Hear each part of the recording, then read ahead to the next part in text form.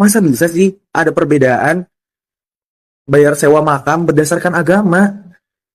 Masih hidup mau beribadah dipersulit, sudah mati pun masih juga dipersulit.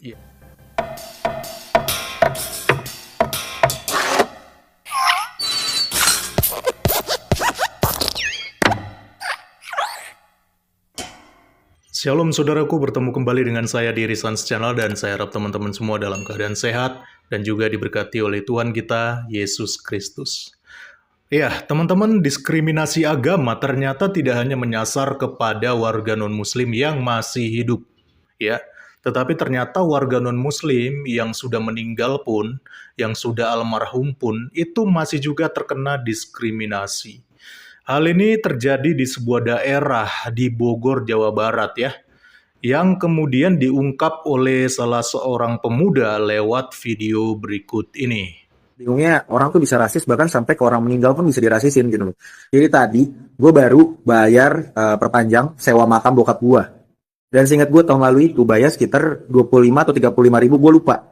Dan tiba-tiba saat gue tadi mau bayar, pas gue bayar itu harganya 135 ribu. Kok naik bisa 3 kali, 3 sampai, iya 2 sampai 3 kali lipat lah.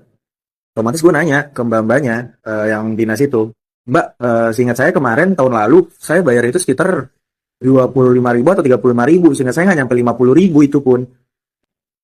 Oh iya mas, bokap gue di TPU Situ Gede, yang muslim harganya 25 ribu dan yang non muslim harganya 135 ribu. Di situ gue langsung kaget, kok bisa harga makam, sewa makam ditentuin berdasarkan agama? Lu bayangin, kok bisa ada regulasi, ada aturan yang rasis gitu loh. Gue juga bisa bayar gitu, gue nggak permasalahin itu. Cuma masa bisa sih ada perbedaan bayar sewa makam berdasarkan agama? Agak lain memang regulasi soal pemakaman ini ya, dan lagi-lagi terjadi di daerah Bogor yang masih termasuk Provinsi Jawa Barat yang memang terkenal sebagai daerah yang diskriminasi dan intoleran terhadap warga non-muslim.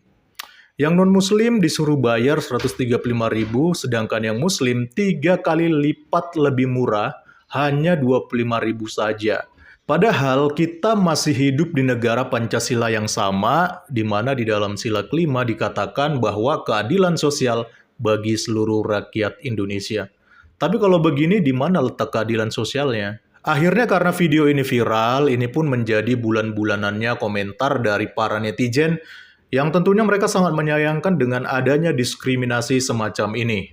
Jujur baru dengar kalau ada makam sistem sewa. Ntar kalau nggak bayar sewa suruh pindah ya. Waduh, saya juga sebenarnya baru dengar sih ada sistem sewa seperti ini ya teman-teman. Apalagi dipatok tarif-tarif yang berbeda lagi. Biasanya kalau di kota-kota besar sih ya, itu tarifnya itu kalaupun ada yang menerapkan sistem sewa seperti ini, itu tarifnya langsung ditransfer ke pemerintah daerah, ke pusat gitu ya. Tidak lewat oknum-oknum seperti ini, karena kalau lewat oknum seperti ini itu bisa beresiko pungli teman-teman. Dan ini mungkin merupakan bagian dari praktek pungli juga ini sebenarnya, dan tentu harus diusut supaya bisa diselesaikan masalah ini ya teman-teman. Bahkan sampai meninggal pun dapat perlakuan beda. Gimana nih Pak Jokowi, Bima Arya Sugiarto, Gus Yakut, negara Indonesia bukan negara muslim.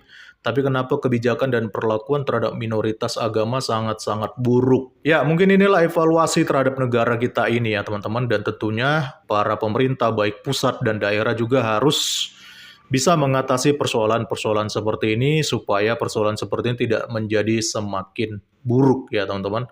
Ya karena kita tahu di tengah-tengah negara kita ini kan pasti banyak oknum-oknum yang bermain juga, walaupun dari pusat sudah membuat regulasi yang baik, tapi ketika sampai ke daerah-daerah belum tentu regulasi dari pusat itu mereka terapkan. Makanya hal seperti ini perlu ditindaklanjuti. Masih hidup mau beribadah dipersulit, sudah mati pun masih juga dipersulit. Ya memang inilah salah satu realita kita ya sebagai warga yang bukan muslim ya.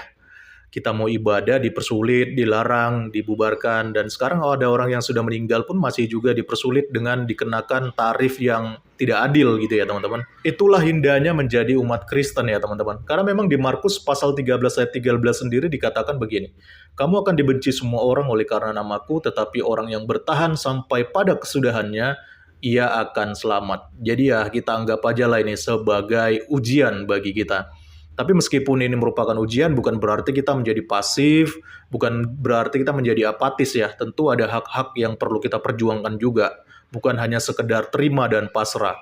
Mungkin di pikiran mereka mentang-mentang non-muslim kebanyakan meninggal pakai jas, jadi harus bayar lebih mahal. Kan nggak gitu dong, Blogs. Waduh, ini Coki Pardede nih yang komentar ya. Langsung ditanggapi Bang Abu Janda, cuaks katanya begitu ya. Jadi mungkin ini sebagai bagian dari satir aja sih ya. Karena kan orang Kristen itu mungkin meninggalnya pakai jas, jadi mungkin dikelihatan berwibawa, terhormat, dan juga banyak uang. Makanya tarifnya lebih mahal ya. Waduh, kalau begini mending kalau meninggal gak usah pakai jas aja kalau begitu, supaya tarifnya lebih murah. Pakai pakaian gembel aja mungkin biar gratis ya teman-teman. Gue makin bingung kok Jabar intoleransi makin suburnya tiap tahun menjelang pemilu. Saya juga bingung sebenarnya, kenapa setiap menjelang pemilu selalu aja ada isu-isu diskriminasi agama makin marak gitu ya, intoleransi makin marak dan sebagainya. Ya karena kita hidup di negara yang masih banyak oknum-oknum yang tidak bertanggung jawab, yang ingin membuat negara kita ini kacau. Ya, jadi kita perlu waspada dengan hal-hal seperti ini. Jabar itu sarangnya rasis karena di situ tempat Arab kumpul di puncak. Waduh, ya ini memang betul juga ya teman-teman. Di puncak itu banyak orang-orang Arab, kawin mutah di sana, nikah siri di sana, ya dibayar, kawin kontrak dan sebagainya. Jadi memang nggak ada salahnya juga kalau dibilang Jabar ini tempatnya sarang rasis ya teman-teman. Karena memang dari hari ke hari, dari tahun ke tahun, selalu ada aja kasus-kasus diskriminasi di Jawa Barat ini. Dan tentunya ini harus menjadi perhatian pemerintah daerah dalam mengatasi masalah ini. Ya, jangan sampai tiap tahun Jabar itu selalu mendapat predikat sebagai daerah terintoleransi ya. Tentunya ini PR merupakan pemerintah daerah.